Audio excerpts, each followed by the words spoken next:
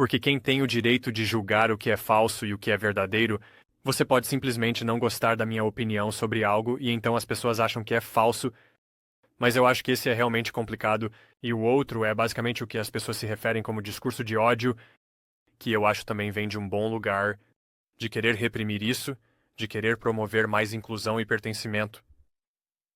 E as pessoas se sentindo bem, e como se tivesse uma sociedade pluralista que pode basicamente ter todas essas diferentes comunidades coexistindo, mas eu acho que o problema é que, você sabe, todas essas coisas estão em um espectro e quando você vai longe demais, você sabe, eu acho que desse lado, basicamente chegamos a um ponto onde havia coisas que você simplesmente não podia dizer que eram parte do discurso mainstream, certo?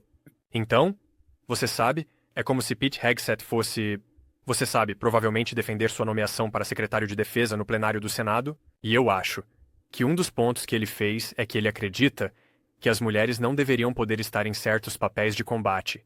E até que atualizássemos nossas políticas, isso não teria sido algo que você poderia ter dito em nossas plataformas, porque isso exigiria a exclusão de uma categoria protegida de pessoas. E então, é como, ok, à primeira vista, sim, chamando pela exclusão de uma categoria protegida, isso parece que é, ok, existem proteções legais, tem toda essa coisa, mas, ok, se é tipo, ok dizer no plenário do Congresso, você provavelmente deveria poder debater isso nas redes sociais. Então eu acho que algumas das coisas que eu acho que foram bem intencionadas foram longe demais, precisam ser um pouco racionalizadas, mas são essas duas categorias, desinformação e discurso de ódio, que eu acho que foram as que se politizaram. Todos os outros, que são a grande maioria das coisas que fazemos, são. Eu acho que as pessoas geralmente concordam que é bom e que precisamos ir atrás disso, mas então você acaba entrando nesse problema dos erros, como você está falando. Ok, bem, que nível de confiança as pessoas querem que tenhamos na nossa aplicação das regras?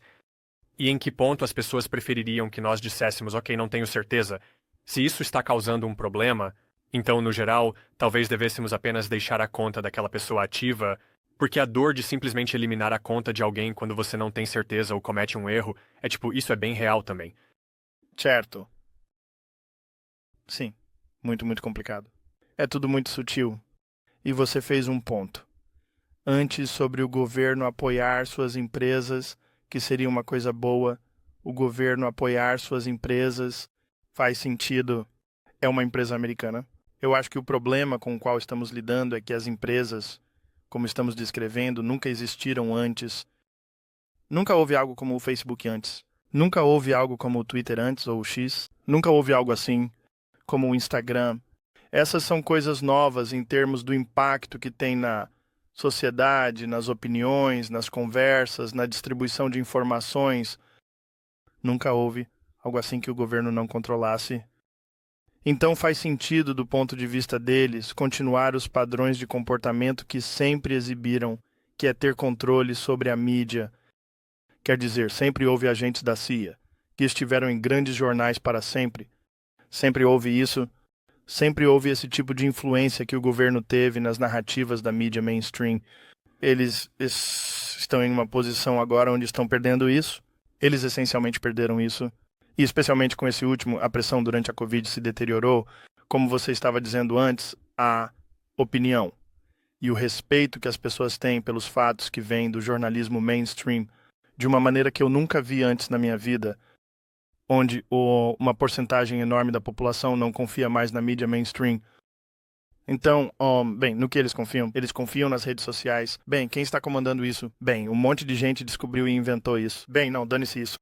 Tipo, temos que agir com firmeza em relação a isso. Tipo, temos que colocar as mãos nisso. O que vimos durante a Covid.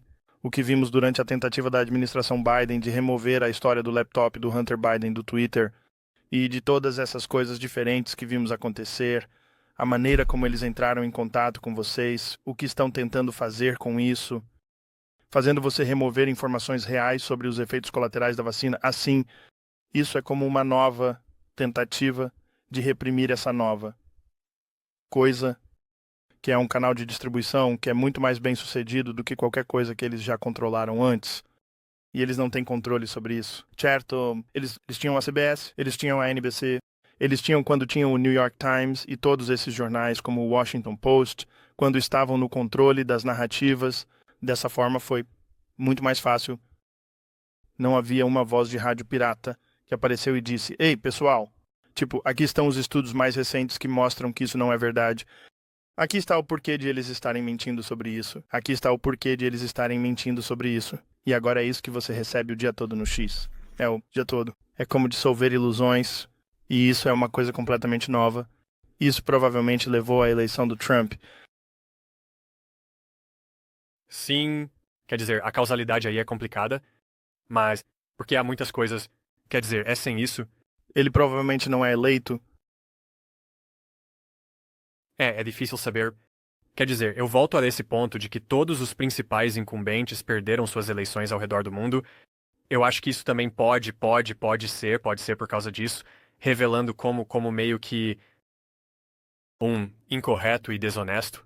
Eu acho que alguns desses governos estavam sim, então eu acho que isso é bem possível. E eu quero dizer, eu realmente acho que existe esse ciclo que acontece, onde, você sabe, dentro de uma sociedade não é apenas o governo que tem poder. Existem certas pessoas que estão nessas posições culturalmente elitistas, e você sabe, jornalistas, âncoras de notícias de TV, tipo, quem são as pessoas, em quem as pessoas confiam amplamente, certo? Eles não estão todos no governo. Eles são como muitas pessoas em outras posições. É tipo, quem são as pessoas que, basicamente, as pessoas olham, e eu acho que basicamente isso precisa mudar para a era da internet.